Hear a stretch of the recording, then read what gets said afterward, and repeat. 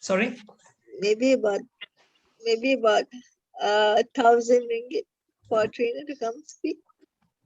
Yeah, if it is a new trainer, some of you probably read the scale I put there, right? If it's a very new trainer. But do you think even HRDF claim is 5,000 ringgit? 10,000 to 25,000. Seriously, David? I hope you guys don't come with this kind of expectations. I'm going to come in and make 10,000 per day. Sure, you can. Okay, let me share with you my highest fee for 1 hour has been 1,000 USD for an hour. But of course, it was not for a whole full day. Like I wish it was a full day. It was just 2 hour session. But 2 hours, they pay me 2,000 USD. So it's like 8,000 ringgit for 2 hours, which is pretty good, you know. But you don't start off straight away and expect that kind of an income. You're going to be terribly disappointed, ladies and gentlemen. Anyway, the point is this. If you're going to charge, okay, let's say 3,000 a day or 2,000 to 3,000, why would anybody pay you $2,000 to $3,000 or ringgit compared to buying a book on leadership? Or nowadays I can watch a YouTube video. Sometimes I can even download or buy a Udemy course in leadership and learn from that. Don't you think it doesn't make sense? But why would people do that? Because you see, who makes more money, teachers or trainers? For a bigger group also, my friend David, you can have a PowerPoint and watch videos together. Okay, why trainers make more money is because, let me show you why. Because training is an activity by which you help people to learn the skill. Teachers don't, well, you say, you can say, yeah, I teach mathematics, they can do maths. Yes, fine. But training is you're going to give people skills which will be directly impacting their future. That means if, let's say, I am a welder, I need to be able to weld. So you train me to be a welder. So that's the kind of, that means you're going to give me skills and knowledge which would be applicable in my job or my career or even my business, whatever it is I'm doing. You get what I'm saying? Yeah, trainers deliver value. But how do you deliver value? By delivering value, you're going to make a lot of money. Obviously, make more money than teachers, you know that. In fact, training is one of the very highly paid professions, because what some people make in 1 month, you could probably make in 1 day. Would you agree that? You can. But if you're paid so highly, there must be a reason for it. And a lot of people have this ambition. You see, training has now become like MLM. Everybody wants to jump onto the bandwagon. But let me ask you this. Do many people in MLM make it? Do everybody become a diamond or whatever it is, you know, in this MLM, they got ruby, diamond and all that. And they make tons of money. They will come and show you some big checks and they will show you, I just bought my new Ferrari. You want Ferrari? I know I used to sell kway teow, you know, by roadside. Today, I look at me. I got 3 cars. Sure, of course. But percent make it? A very tiny fraction, right? And just like that, training industry has also, in my opinion, has become somewhat like that. I'm not discouraging you guys. What I'm saying is we must do it properly. That's all. Unfortunately, a lot of people are not doing it properly. When you don't do it properly, then of course you don't get the money that you expect to make. Why is training such a highly paid profession? Let me share with you, because there are a lot of things. There are a lot of skills. Like, first of all, you need to have a certain ability. You must be willing to grow. You must be willing to go for training. You must be willing to be trainable. You must improve your knowledge. You must be willing to learn new things, competency. And your sorry, somebody. Okay. Can you mute yourself, please?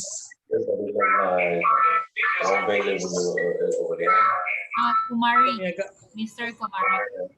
Okay, let me see if I can see who's that person. Kumari, Mr. Kumari. Yeah. Maria, let me see. If I can just mute her.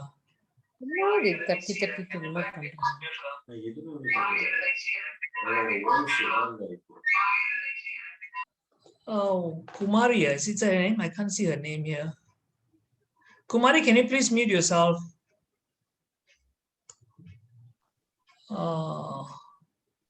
Right. I can't find her name. So anyway. All right, guys. Because why training, as I said, there's a lot of skills to be involved, right? It's not just about knowing your stuff and dumping it onto the people. And the skills that are, what kind of skills pays high? You know, those that are much in demand. Okay. And then there must be something unique about what you do. Unique doesn't mean it must be something that you're the only person in the world who does that. That's not what I mean. There must be something that makes your content different from the rest of the people.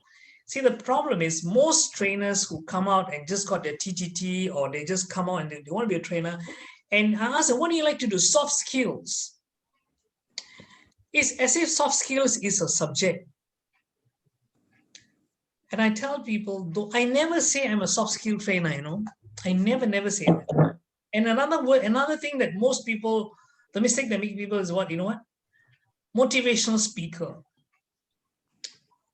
I ask you one question. Who are you to motivate me? Or who am I to motivate you or anybody else? Does it make sense, ladies and gentlemen? So can I urge you one thing? If you want to go out there and be a trainer and be a professional trainer and want to make money, please stop saying, I'm a soft skill trainer. Or I am a motivational speaker. You know, people come and ask me, Jay, you're a motivational speaker. I said, please don't say that. I don't want that word. Nothing wrong with motivation. You can do motivate. You can motivate people. You can inspire people. Of course, we need to do that. But don't call yourself that. It's like saying, I sell roti canai. Oh, okay. I sell food. Okay, say, I sell food. Oh, really? Yeah? Food. Nobody's going to come to you. You say, I sell clay pot biryani or something. It's the same rice, isn't it? Or you can put a different name to it. You can say, some people say Ipoh clay pot biryani, for example, as if Ipoh is going to make a lot of difference. But then people come and want to find, oh, hey, this guy only sells, well, I don't think biryani is famous in Ipoh, but you know, you get the idea. Motivations can't motivate themselves. Yeah, Jocelyn, you're right. True. They have to motivate themselves first. They themselves could be not motivated. Okay. There are only very few people in this world who can get away with being a motivational speaker and make money. And you know, people like Anthony Robbins, they can. And I'm not Anthony Robbins, so I don't claim to be. Les Brown, yes. Zig Ziglar, yes. But not you and me. In Malaysia, in the Indian-speaking group, you have people like Kader Ibrahim. They are motivational speakers, yes. Bala Subramaniam, they were motivational speakers. But even that is a dying breed right now. Do you agree with that? If you go out there, you know, a lot of these people have lost. Of course, Kader Ibrahim is still around because he's also pivoted to a different thing. Okay, next thing is, the third thing is, people would at least perceive you as difficult to replace. Ladies and gentlemen, let me share these things with you. What the amount of money that you'll make in your career, regardless whether you're a trainer or whatever you do, there are always these three things, you know. The demand send some for slides to you. After that, I'll delete. Sorry?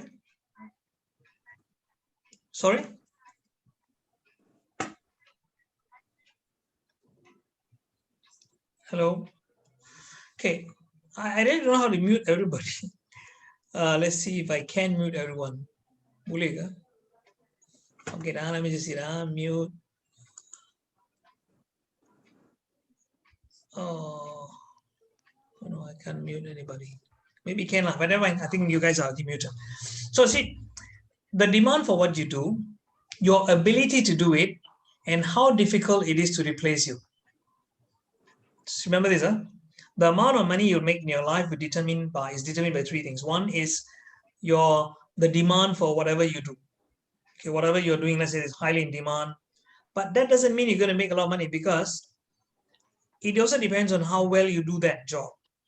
Okay, let's say as a doctor, it's a highly his demand is there. But if I'm a lousy doctor, I give wrong medicine, I'm going to lose my business as well. So I must be able to do very well. And even very good doctors don't really become millionaires. Maybe they become, I don't know, but I don't think so. They become very, very, very rich.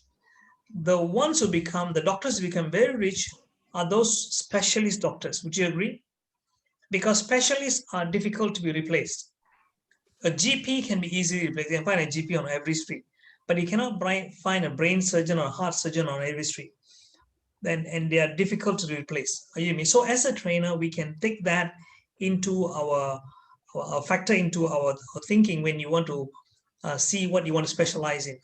So when you want to find a niche, ladies and gentlemen, this is how we do it. Okay, find something that is in demand.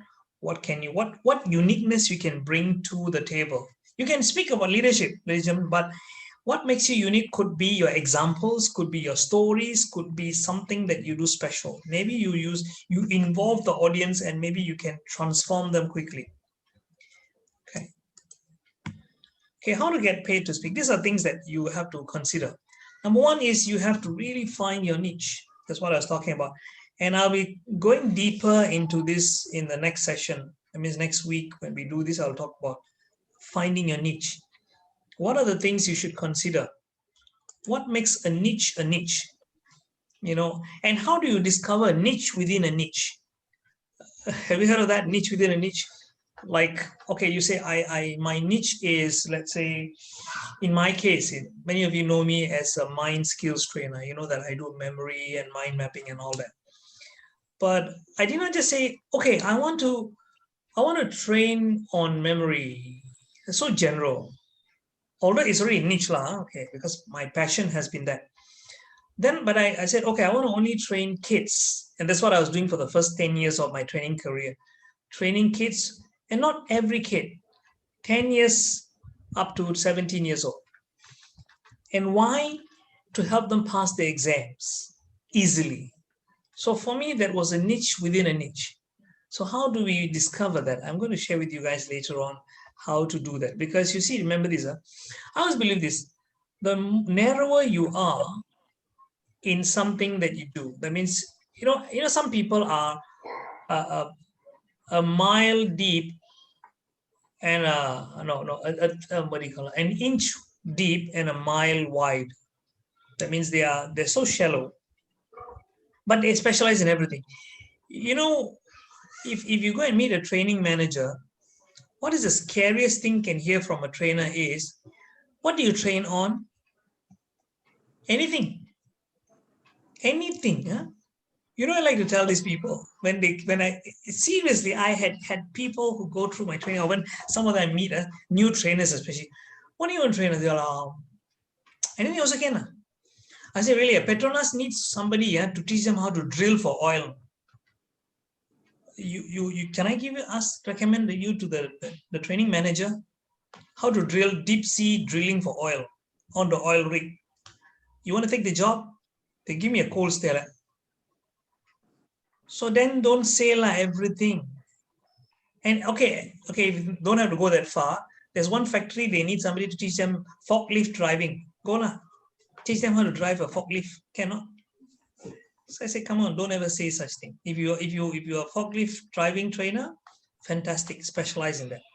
So number one, finding your niche. And then number two is you have to hone your message in such a way that it is so outstanding. I'm a sales trainer, for example, but if people go through my sales training, for example, let's say you're a sales trainer, my sales, it's so good that you can convert. Okay, you can double your closing ratio. Let's say now your closing ratio is 20%. You can now make it 40%. Why? because I will share with you skills that are applicable, and I will give you scripts, for example. How do you understand the customer very easily?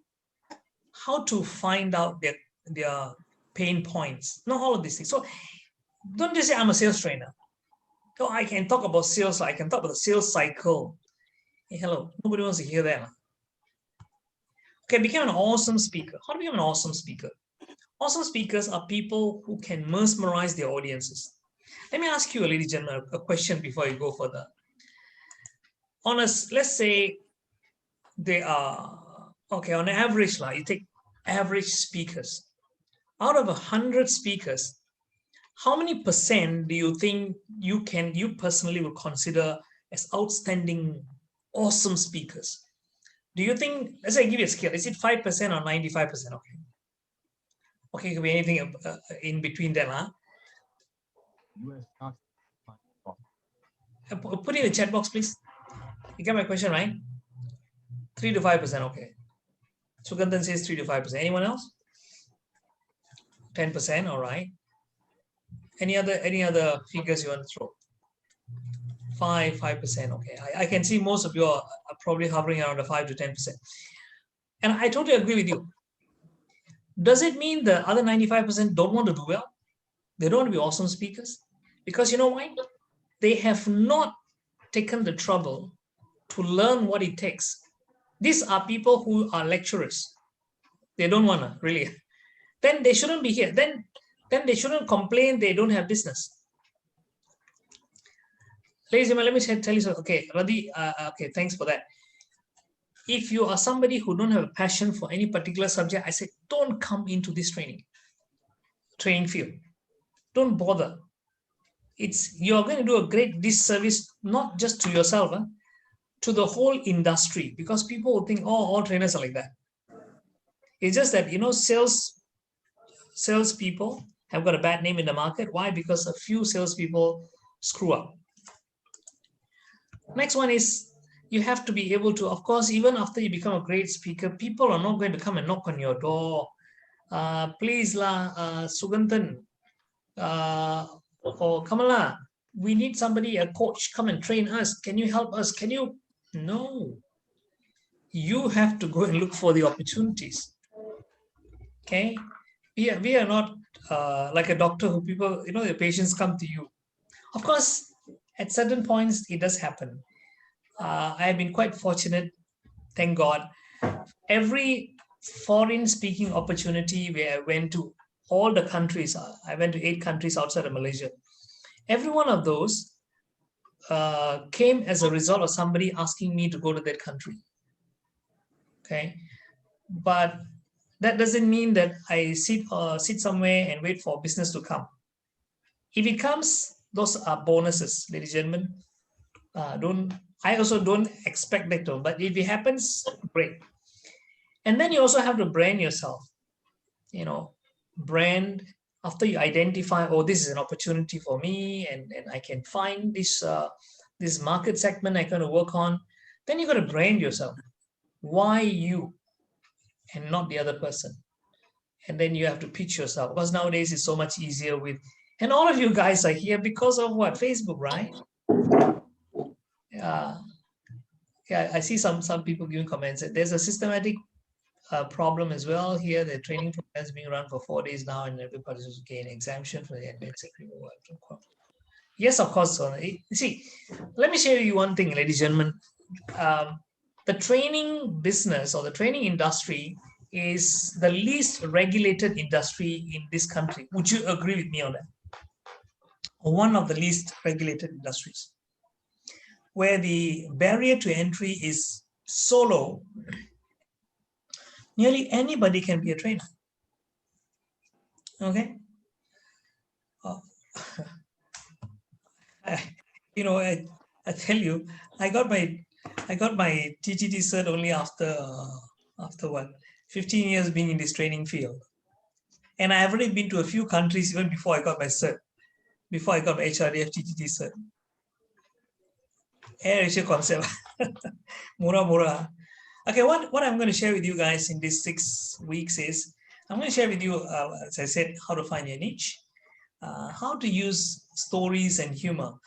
See, what can make you stand out?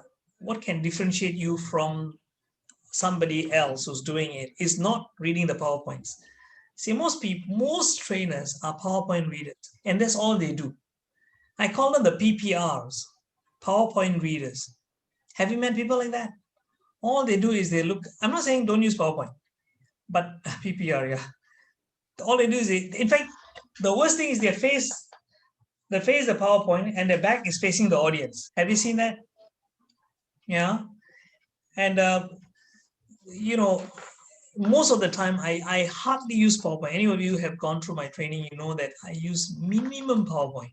Here I'm forced to use because something for you all to see lah. Because if you guys are in front of me right now, face to face, I would be probably using a very fraction of what I'm sharing with you guys. So the point is that once I met one trainer from Singapore, and he was on the stage, and he was presenting during one of those conferences where I was there.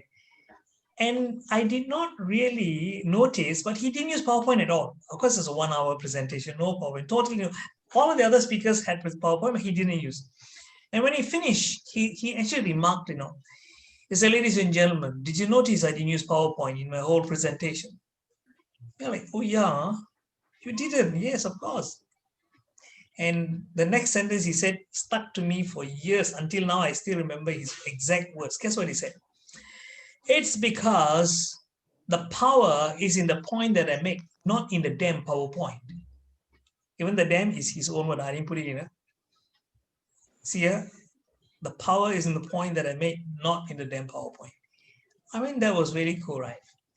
So it doesn't mean, and let me share with you, he was not a boring speaker. He was a very engaging speaker because he told a lot of stories, relevant stories, something that we could take back. So remember, ladies and gentlemen, people seldom remember your PowerPoints, but they will remember your stories and anecdotes and activities you give them. So I'll be also sharing with you people some of the activities that can be done. Okay. So how do you develop engaging training programs? By involving the audience. See, ladies and gentlemen, remember this. Training is not about you. It's always about them. So if you know that the focus is about them, then you will know this sentence, which I always say, aim for connection, not perfection. Don't aim for perfection. There's no such thing as a perfect training program. But if you are connected with the audience, I tell you, they will love you. That means you touch their hearts. When you speak from mind to mind, from the brain to brain, that means logically. PowerPoint knows logic. It never sticks. But when it's heart to heart, it sticks. Why? Because then you're connecting. Okay. But if you think logically, I want to be perfect. I want my PowerPoint to be so good. No. So delivery, how do you do great presentations? I'll also do that. And then also on how to look for opportunities and even market yourself and branding yourself. So, and you can always ask any questions. And I call this a AMA session. This series of 6 weeks. I will also be inviting some other people to share as well. People who are good in some other areas, like how do you do virtual presentations and all that.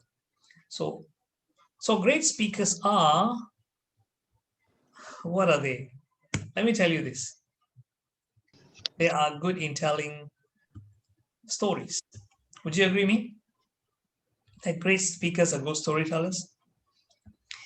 Let me tell you what's a story. How many of you here feel you are a good storyteller? Or how many of you think I'm not a good storyteller? But first of all, do you agree or not? Stories are important. But do you agree stories are important? I'm not talking about fables and those kind of stories. Stories that are relevant. Metaphors, yes, of course. Metaphors, stories, anecdotes, case studies. You see, case studies are also a story. Average storyteller and yes, story is important. Okay. Let me just quickly Okay, I know you're not good at no problem. It's okay. Let me share with you today. Today, actually, I want to touch on. So I actually said it's 9 to 10. We could probably drag on a little bit. Is it okay with you guys? Because I think 1 hour is pretty short, isn't it? Okay. All right. Thank you. For those who have to leave, no problem. You guys can go ahead. But right. Let me share with you about some storytelling structures. Storytelling is nothing new. It's probably the oldest form of communication in our human race. Can you imagine our ancestors? I'm talking about those our caveman ancestors. What do you think will happen when the male brings back, let's say, a deer? He hunts a deer, kills a deer, and brings it back to the cave. Do you think everybody is going to say, "Oh yeah, okay, let's have a great meal today"? All excited to have the meal, or do you think they're going to sit around the fire and ask, "What happened? What happened? How did you do it? How did you catch the deer?" He's going to tell a story, right? And in fact, if you go to the caves, you can see all those pictures. What do the pictures represent? Those are the stories of how they went hunting or what they did. So these stories, that storytelling did not start not even 2,300 years ago. The Greeks were very good storytellers, but they had a structure to it. Let me show you what the structure is. Every story will have just like a good speech, you have an opening, middle, and an ending. Just like you write essays, right? Your teacher will tell you introduction, body, conclusion, and then there is somebody who's involved. There's usually a hero. When there's a hero, there will also be a villain, isn't it? So there'll be a villain and a hero. So that hero can be you or can be somebody else. Okay, you can have, but I would say it's good to have yourself as a story, as a hero or the protagonist, they call it. Okay. The structure of the story, of course, there is one more thing called conflict. Now, every movie has conflict. Would you agree with me? Would you go and watch a movie there's no conflict? The conflict. In fact, the greater the conflict, the greater the message. Wouldn't you agree? If the conflict is small, the message is not so powerful. Okay, Paji says, I'm ICT law lecturer, which is very technical, maybe boring. So I actually use case studies, related stories as I to keep. Very good. Thank you for sharing that. Absolutely. And let me share with you all one metaphor later on okay, I think I just share this with you, Ran. Do you know that even technical subjects or boring subjects, so-called boring subjects, accounting and law, can be made interesting by using metaphors and stories? Allow me to share with you one particular incident where this man, it was few years ago, I was among the audience of a few thousand people, and he came on the stage, and guess what he was speaking on? Accounting. How a company should manage its funds. That was his topic. And what do you think he brought onto the stage? You would never guess what he brought on the stage. Not a graph, not a chart, nothing. He brought a chicken onto the stage. Not a real chicken, but he brought a fake chicken, a plastic chicken. But it looked so real because I was sitting at so far away. It looked so real. I was like thinking, is it a real chicken? And but it wasn't moving, so I know maybe he killed it, or I don't know. But I was just thinking that, okay, let's see what he's going to do with this chicken there. And I'm sure everybody in the audience, whatever they were doing, even if they have a phone, they're like, what's that about? Their friend would imagine, hey, look at it. This fellow talking about accounting and he's going to bring his chicken. Okay. And he came onto the stage and he took the chicken, fake chicken, and said, ladies and gentlemen, what is it I have in my hand? All of us were shouted like chicken. Oh, what an obvious question to ask. Then he said, ladies and gentlemen, what is it that keeps the chicken alive? Please put in the chat box, what do you think you would answer? He actually asked us this question. What keeps the chicken alive? Come on, guys. Sure, you can answer that, right? Because we all shouted an answer to him. His hand, not really. Keep it alive, lah. How is it alive? Yeah, chicken feed. Yeah, we all said food. Yeah. He then went on to say, what is a food and water going to be? How's it going to help the chicken? So, well, it's going to give nutrition. And how does the nutrition get distributed throughout the body of the chicken? I say, oh, blood lah. So he said, do you agree that blood flow is what keeps the chicken alive? I say, yeah. Just like the chicken needs a good blood flow to keep it alive. Otherwise, if the blood doesn't flow, you drag out, or you draw out all the blood from the chicken is going to die. A good company, when it needs to survive, needs to have cash flow. Just like a chicken without blood, it will die. A good company without cash, it is also going to close. So, ladies and gentlemen, let me share this with you. It's not just about, and he went on to say why cash flow. And then he had an egg, obviously not a real egg, I think probably a ping pong ball, and he probably hit it somewhere in the back of the chicken. He shake it and it dropped. He said, ladies, what is this? Say egg lah. But as far as the company is concerned, that is your profit. Okay. See, most people are so concerned about the egg, which is the profit, and they don't forget about the cash flow, which is the blood flow for the chicken. Now, without the cash flow or the blood flow, will die. So your company, if you're so concerned about the profit, which is the egg, as long as this is healthy, you have no problem getting lots of eggs. Does it make sense? We all yeah. Now, ladies and gentlemen, let me ask you this. Isn't it a very creative way to present? You can just come and put on a chart, on a chart there, on a PowerPoint. The most important thing for a company to survive is cash flow, which is what typically any trainer would do.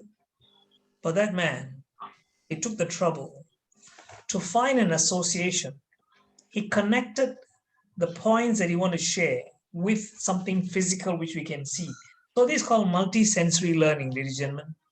You probably might have heard of that, where we are not just listening, but we're also seeing something. And it's also something that we can relate to. Can you see? The most important is see, any story you tell or metaphor you use must be related. Please don't tell a story for the sake of a story, please.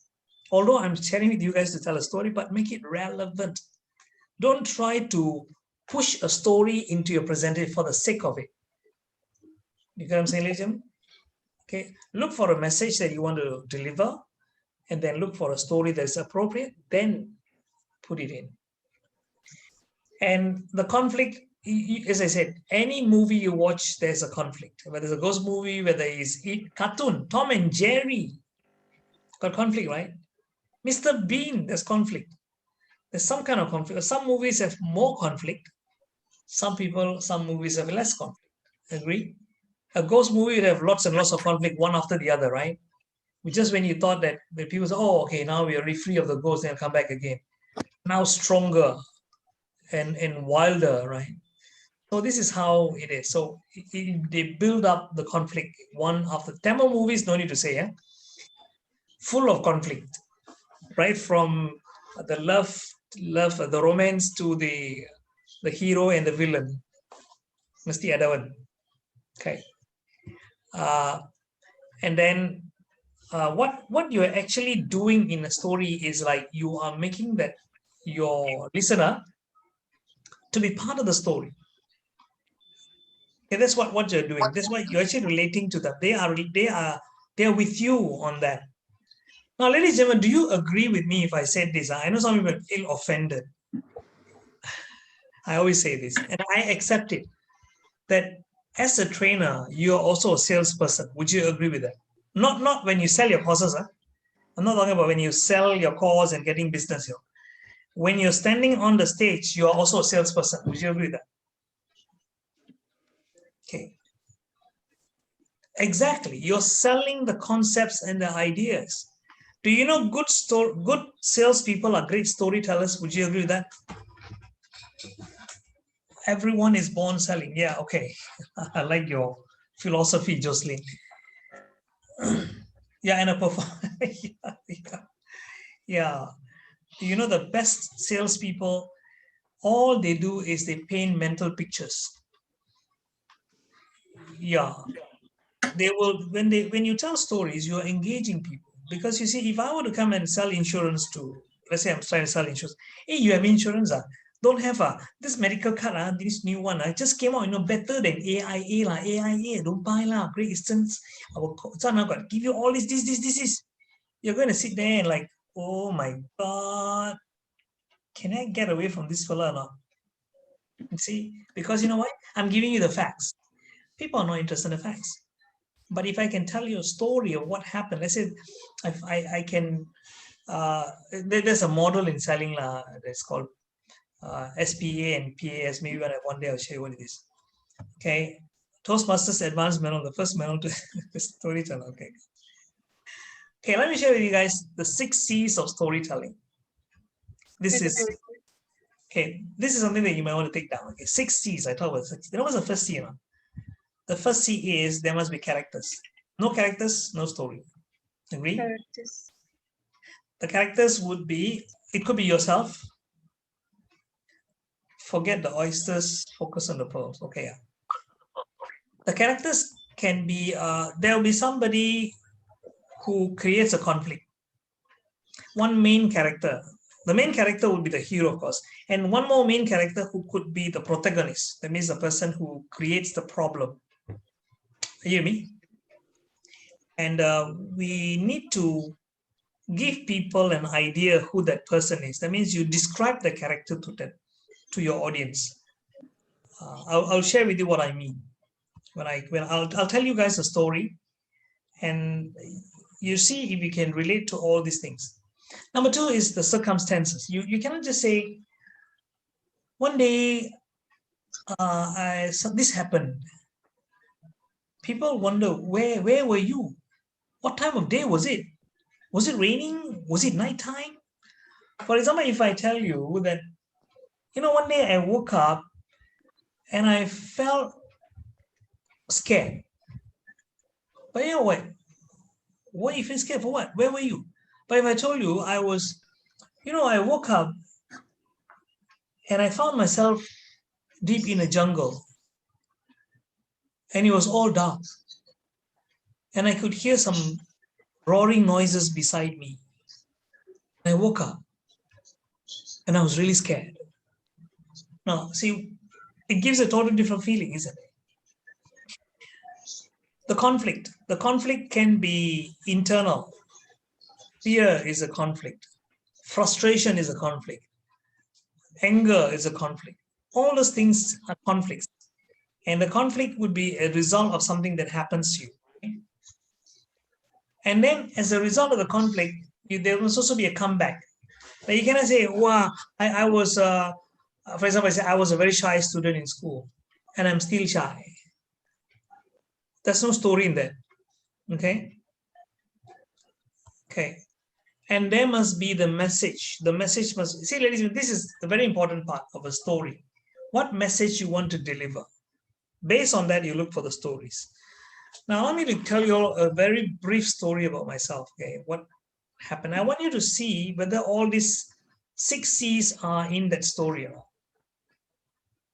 Or 5 only, sorry. Oh, I didn't put the one more C. Oh, okay. Actually, the final C is, I didn't put the, sorry, it's actually called the catchphrase. Okay, sometimes I missed that out. Catchphrase, that means sometimes you can put in 2 or 3 words, or even, or the comeback is something, the resolution, the climax. Like in a movie, the ghost gets killed. I guess doesn't get killed, but the ghost probably goes away, or the villain gets killed. Okay, the hero wins. So that is like, it's like this. You see, a story. I wish I've drawn this. It's like your life is like this, going on smoothly. Okay, and suddenly there's a drop. because of a conflict, something happens that puts you in a negative situation. And that conflict becomes worse and worse and worse. So you can go down, really, really down. And then something happens and brings you back. And now you're in a better position than before. Let me give you an example. Let's say someone tells you a story of, you normally hear this, a rebound, exactly. Yeah, you can say that. Somebody who's got diagnosed with cancer. Life was very normal, suddenly diagnosed for cancer. And then he says, I went through trauma. I went through self-doubt. Why me, God? Why? Why not everybody else? Why me? And all of those things, So you make it really, really, really bad. And my doctors already said that you probably can live another 6 months or 1 year. Oh God, I got so many things to do. And then you meet someone who says, don't worry. I know I can help you. I say, really? But I still had the doubts. But you know what? I did this, and today I'm a better person than even before I was diagnosed, because today I value every second of my life. And ladies and gentlemen, life is so uncertain. So don't take it for granted. So my compelling message is, don't take life for granted, because it has ups and downs. You can never know when something will happen. See my point? So this is how you talk about. But of course, it's better to have characters. I mean, I don't just say me. I must talk about who's the character who came. In this case, the conflict is not by a person. So in this case, cancer is the conflict.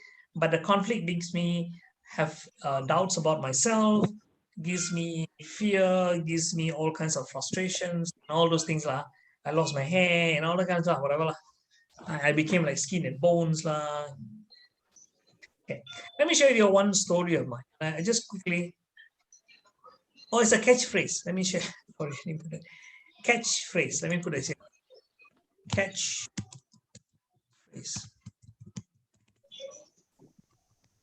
That's a catchphrase. Got it?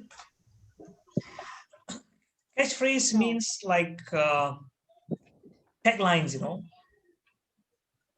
Okay, I'll share with you where the catchphrase can be. I'll share with you where to bring in the catchphrase.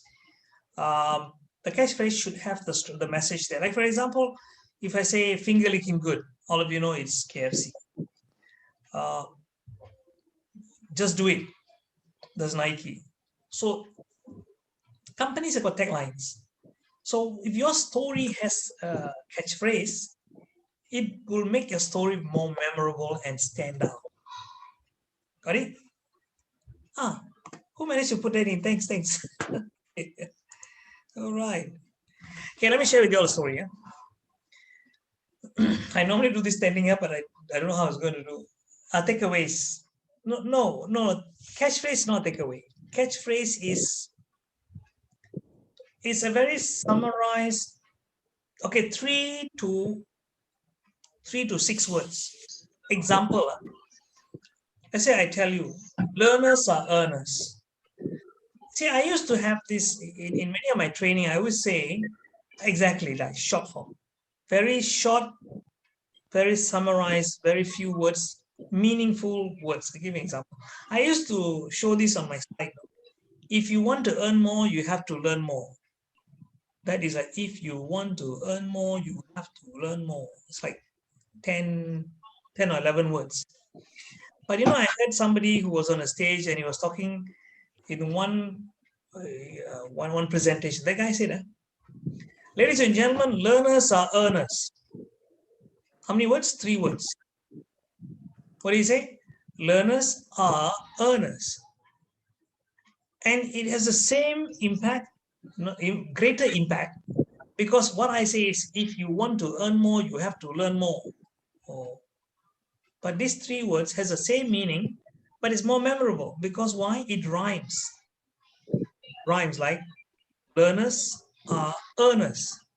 Learners, earners. Can you see that? And I had one more. Another speaker said this. I still remember. He said, turn your passion into your profession. Turn your passion into your profession. That is 6 words. So ideally, a catchphrase should be between 3 to 6 words. Are you with me? Okay. And you use that to answer your question, Jocelyn. You use a catchphrase a few 3 to 5 times in your story. Depends on how long the story is, huh? But let me share with you one. I give an example. Stay hungry, stay foolish. Yeah, Jerry, thanks. That is good. So you see, there's some kind of rhyming to it. Live long and prosper. Okay, learn, implement, and add. Good, good. You guys, you already got some catchphrases already. Good. See, you guys, that's the beauty of talking to trainers and speakers. You're already like, you're already there. Write it right. Yes, that's superb. Is that your catchphrase? In fact, you know what? One day I was talking to a friend of mine. She's a principal of kindergarten. She was giving a speech to the parents, and I said, "Look, if you want to just speak, people go home, they forget the speech, right?" She said, "Yeah." I said, "What do you talk about?" I said, "You know what we have done? We show some images, some." I said, "Fine, you can do all that. You know, it's on graduation. Not the kindergarten, the graduation." I said, you can catch the parents' attention by putting in one sentence throughout your speech. I said, no, overdo it, like maybe 3. She said, how long is the speech? 10 minutes. I said, put in 3 times. I said, just think of this. Start them right, their future will be bright. I said, you can say that is our philosophy. Our philosophy in our kindergarten is start them right, their future will be bright. Can you see there is the rhyming part there? Start them right. Because you see, if you tell any parent who's got youngsters, you start them right, their future will be bright. What do you think they're going to feel? Are they going to disagree with you? Because no, I want my child to have a lousy future. No. Everyone wants a child to have a bright future. And you say, we believe in starting. So if you fail to plan, you plan to fail. Yes, of course. See, these are the kind of catchphrases, meaningful, and like I used to tell a story. Very quickly tell you a story, and very quickly, probably take about 5 minutes. But I want you guys to see how it fits, all these 6 C's fit into my story. I was in standard 6C when my class teacher, Mrs. Bodwell, she called me and said, come here, boy. So I timidly walked towards her and say, yes, teacher. Because you must know I was a very shy student and I came from a kampong, and coming to a town, it's like something scary for me. And I was like always being bullied and made fun of. And my teacher told me, can you go to Mr. Ui's class and find out when is the next history exam? Now, the minute she mentioned the word Mr. Ui, my heart began to pump like crazy and I was beginning to sweat. And I look at my teacher, really a teacher? I said, yeah, go and find out when is the history test. You must know, Mr. Ui was not just my history teacher, he was also a discipline master who always walked around with a cane. And I have tasted his cane many times, and I know how strict he is. So I went out of my class, I went around the whole school and found Mr. Ui teaching in the class 6A. So I knocked on the door. He didn't hear me. I knocked a little louder. This time he heard it. He said, come in, with a booming voice that made me even shiver some more. I stood there just praying and hoping that Mr. Ui would be in a good mood today. Hesitantly, I went into the class, took a few steps, dare not look up.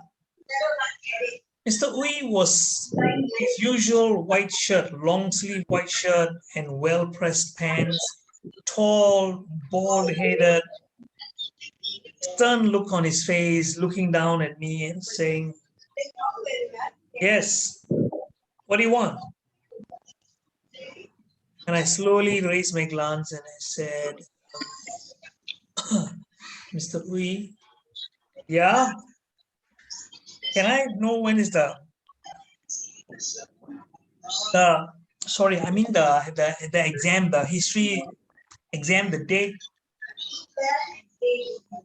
and I was mumbling something, and Mr. Lee was like staring down at me patiently and waiting for me to go on. And when he knew that I was going to go, he said, "What is that you want?" And he made me even scared. I said, "I don't know. I mean," and he really lost it. Let me see. I think someone still. Can someone mute? Okay, muted. Okay. So, Mr. Lee, no, I was so scared. And this time he shouted at me, "What are you talking about, you mumbling idiot?" But you see, mumbling idiot for him is just a normal word. He probably said that to almost every student. But for me, it was not something normal. It really triggered so much of fear. It made me wish that the earth would just open and close. Because you must know, all the kids in Standard 6A were giggling there. They were like, they were enjoying my suffering, but I was not enjoying it. I was so embarrassed. And I was thinking, how am I going to live through this ever in my life? And Mr. Wee, fortunately, he did not whack me or slap me, but he called somebody from the class and he said, "Come here. Can you follow him and find out what he wants to find out from?" And of course, it was resolved. But you see, those words began to haunt me for the next 6 to 7 years. My brain began to believe Mr. Wee, so I thought I was a mumbling idiot. And ever since then, I never put my hands up in class. If there's a question my teacher asks which I know the answer to, I had a disease called the Hugo disease, which is UGO, which means what? When the teacher asks a question, I look at the boy or girl and say, "Ugola." So that was a disease I had. I became such an introvert. I'll never raise my hands. I lost my self-esteem. I lost my self-confidence. I lost everything. And until I was in college, and I was just browsing around in my college library, I found a book by Zig Ziglar called "See You at the Top." I was kind of perplexed by these titles. What, "See You at the Top"? What a weird title. So I took it up and I read the book. It said, "This is the end." I said, "This fellow must be crazy." The beginning of the chapter, beginning of the book, it said, "This is the end." I turned to the next page, it said, "Of the old you." I said, "I like that."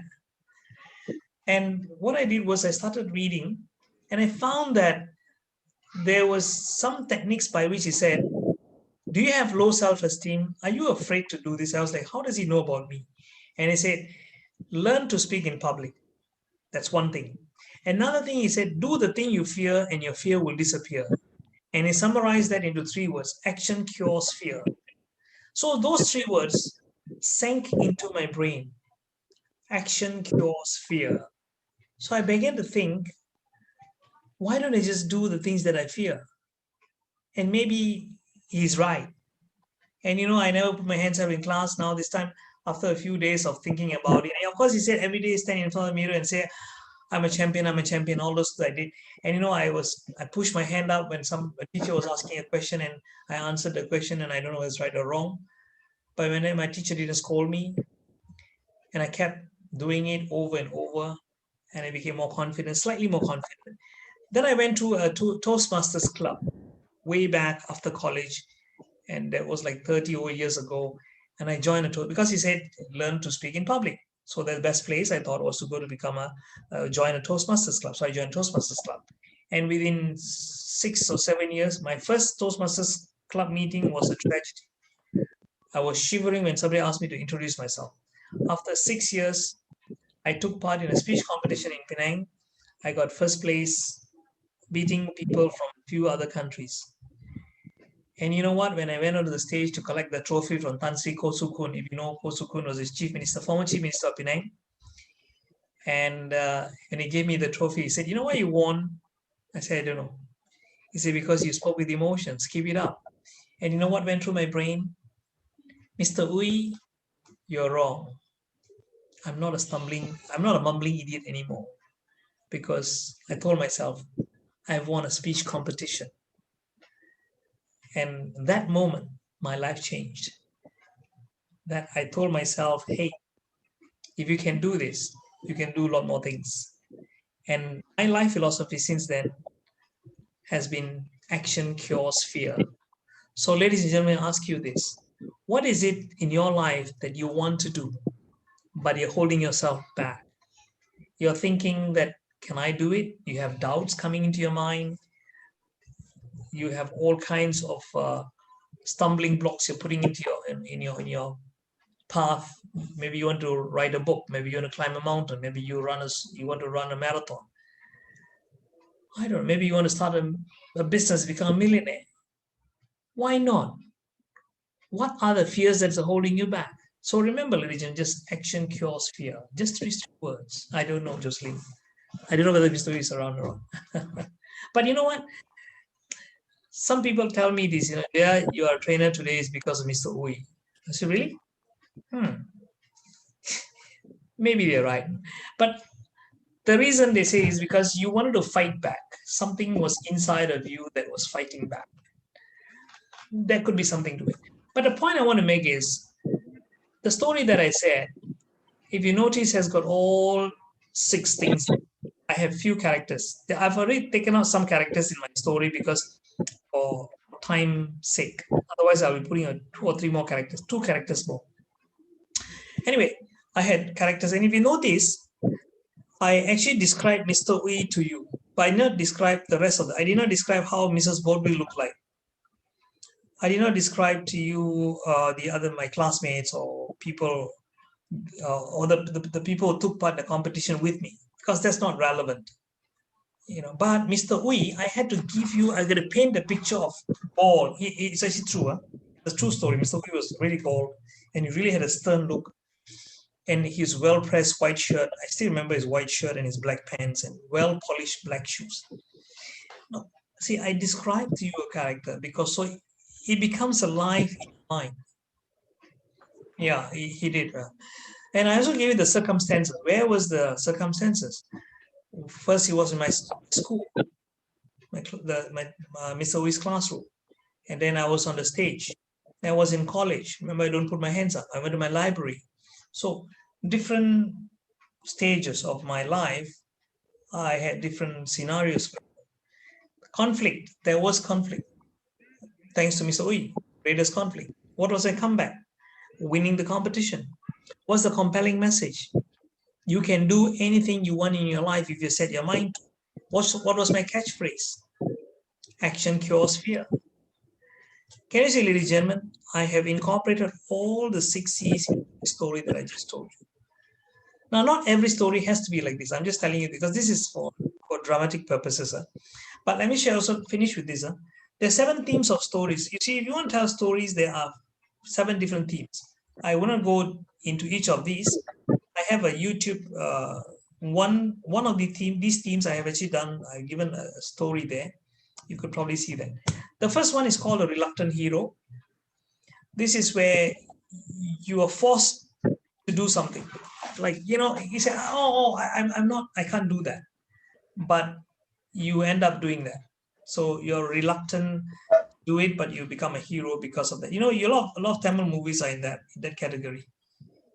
Especially Rajini movies are like, you're like, yeah, he's just like playful, and then he becomes a hero. So that you can tell a story like that about reluctant hero if you want to. Loss and redemption can be how most movies are like that. Like, your life is going on, and then you have a loss. Something bad happens. No, it doesn't have to be in an order. No, Jocelyn, it can be in any order. Okay. Catchphrase is optional. If you want to, it's good, but if you can't find a catchphrase, it's still okay. But if you want to make your stories really stand out, then try to flourish. So loss and redemption is where there is a pit and a breakthrough. Okay. The pit is where the conflict happens, and the breakthrough is where you learn something as a result of that. So what is your lesson? underdog is like, yeah, okay, thanks, Raj. The underdog is like somebody who is, you know what's underdog, right? Like if you go and watch Rocky, for example, most boxing movies, uh, they're about the underdog. You know, he probably the worst equipped, or maybe he's very poor, doesn't have the equipment compared to the other guy who's like very rich. So the underdog story, you can also tell a story based on that. Uh, Discovery is where you can share how you discovered something. You know, you were lost, for example, and I discovered this. Okay, let me share with you how you can apply this. If you teach people sales, and let's say you start off as a lousy salesperson, and you had a lousy sales manager who was always putting you down and scolding you and telling you go and see more people, and you were like, how the heck am I going to sell? What is it I'm trying to sell? And then you meet this person who gave you some ideas, and you started maybe researching about the top salespeople in the world. Like, Napoleon Hill is a good story. Good, what's his story again? The book on Sell and Grow, no, Think and Grow Rich is on. It's not just discovery lah. It's also the next one, which is called a curator. You interview hundreds of people, and you start getting ideas on that, so you can teach. Just like the curator of a museum. The curator of a museum, they have to get a lot of things right. Yes, it is recorded. Yeah, sure, Manaka, no problem. How long does a training session last to be effective? That is very subjective, isn't it? It depends on how deep the subject is, and there's no hard and fast rule about it. It depends on the outcome. Okay, there are a lot of factors, Marina.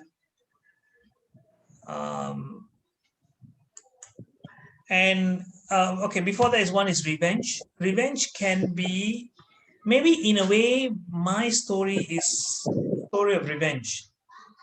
Not revenge as I want to take revenge on Mr. Uy, but the revenge against that feeling of being put down. You want to fight back. So that could be in a way a revenge. Okay? Or it could be about drunken driving, for example.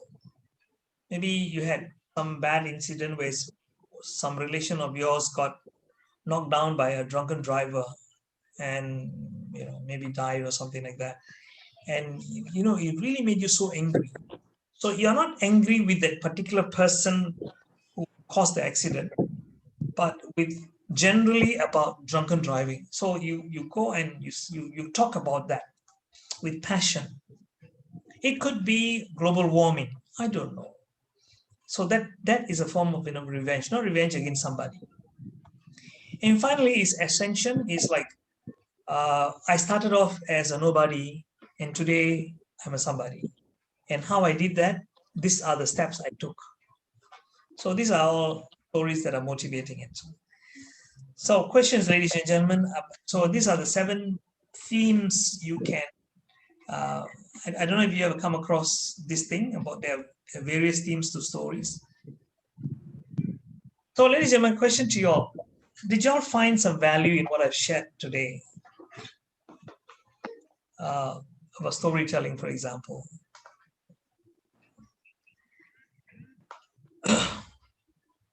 See, you don't find people talking about the various themes. In fact, you go watch movies. Next time you watch a movie, you can probably categorize the story into which theme it falls. And by the way, ladies and gentlemen, you know something? Most stories, they don't have one particular theme. They would have a couple of themes.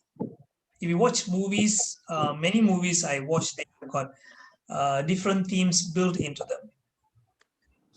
If you watch like Indiana Jones, you would have discovery, there will be revenge, there will be the reluctant hero, there'll be a lot of those combined into it. Yeah. Yes, I did. Yeah. Yes, I did. Yeah, I did have a post on Facebook. Yeah. Yep. So any questions you have for me, storytelling. I will also touch on humor for you people. That's one of my passionate things, humor. Okay, what I plan to do next week is I'm going to share with you guys how to find your niche, how to identify what sells. See, a lot of people are lost about what people will buy. You see, we all have certain, like you all know the Maslow's hierarchy of needs, right? The Maslow's hierarchy. So at each level, there are some things that every one of us want it. You want the basic things, right?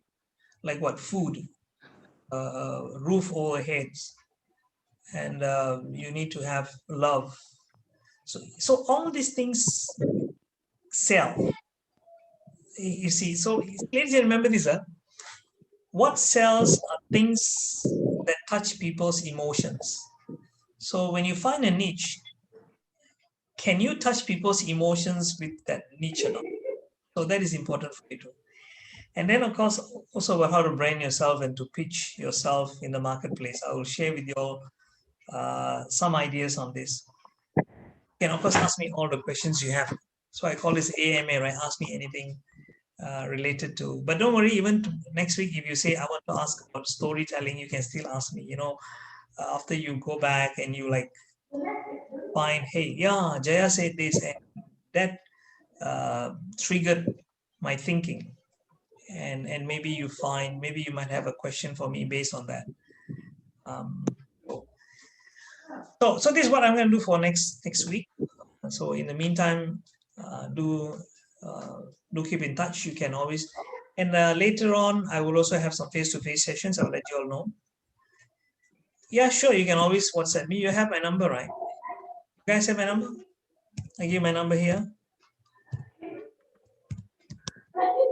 If you guys really enjoyed this session, what I would like to urge you is, because my Zoom can take 100 people. Can sure you can have the slides, not a problem. If you guys want the slides, just ask me. I can give it to you, not a problem. Okay, Jerry, good. I would like you all to think of a story. Think of a story which you can share with us, or you can share with me, or you can give us maybe the first few minutes of next week. What we could do is, you can take a minute. Not everybody can't get a chance to just share a story, and it'll probably give you some feedback whether it fulfills some of this criteria. Any story, anything that falls into the 7 themes. Does not matter which theme it is. Could post assignment and slide, etc. in the group. It can be written, but if you can also tell. You can just post it here, or just put it in the group. I haven't formed a group yet. Shall I form a group? Because you see, I don't know, some of people didn't turn up. Text me, Sharifuddin. Those of you want the slides, text me. Then I won't be able to note down your numbers. All right. Okay, ladies and gentlemen. It's nearly 10:30. I really thought to myself, I need to form a group but I don't know who are the people. Okay, for next week, you guys can invite new people to come and join in. The link would be the same. Sorry, not sorry. What you can do, Jaya, is actually create the group, and there's a link there, and you can share the link of the WhatsApp group, and they can just click it and they can join automatically. Oh, you mean from here? Because you see, the people who said they want to, okay, just give me a minute. Okay, yeah, I'll do that. Then just give me 1 second.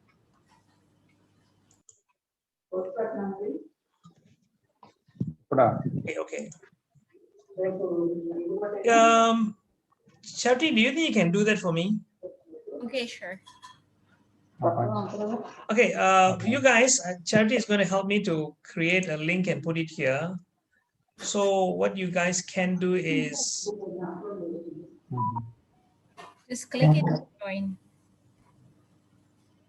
yeah, sure. Okay, thanks, Charity. That's so helpful. Welcome. So we can actually keep in touch. Yes, that's a good idea. Not into this everything. Okay, while we wait for her, anything you guys want to, you want to voice out anything? Hi, Jay Ganesh. I know you're a bit late. Sorry, I didn't acknowledge you. I was presenting when you came in here. No worries, no worries. Sorry if I didn't acknowledge you guys, but I know you're there. I'm watching the chat box as I'm talking to you guys. Charity, you're working on it, is it? Yeah. Jaya, I'll change the name group later. Okay, good question. Jocelyn asking a question. The story must it be real or made up? Ideally, it should be a real story. Okay. Charity has already got the group. Good. Okay, I'm already joining the group.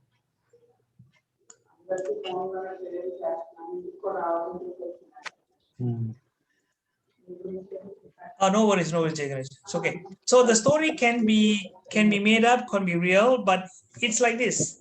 Take a real incident and you can dramatize it. That's okay. You get what I'm saying? Can I? Yeah. So all right. So Chatty, send me the link later to my WhatsApp because I'm not connected. Can I? Yeah. So ladies and gentlemen, then I would say thank you very much for having joined me here for the first session. It is the first time I've been doing this. I've never done this before. I mean, I do train the trainer, but what I mean is I've never done this online. So I'm just doing it for the first time. I just thought this is a way of giving back to people like me who started lost. Okay, ladies and gentlemen, I will say good night to you all and see you back next week, same time. Thursday at okay, sure. Thank you. Welcome, guys. Yeah. Thank All right, you. guys. Okay, Good thank night. you. Have a good evening, everyone. Yeah. Okay, yeah. Mr. Good night, sir. Good night. Good night. Yeah. Oh, Bye-bye. thank you, sir. Thank you. No problem. Have a nice day. You too. Bye.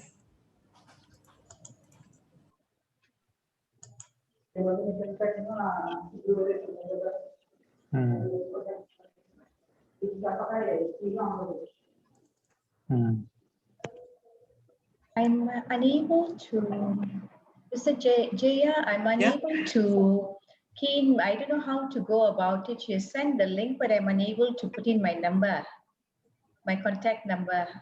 Oh, do you have my number? You can give it to Yes, me. I have your number. So Okay, you text me. Yeah. Those of you who couldn't get it, just text me, and then I will. Charity will probably make me an admin, then I'll add you guys. Okay. Okay. Thank you. Okay. Thank you. Bye bye. Good night. Good night.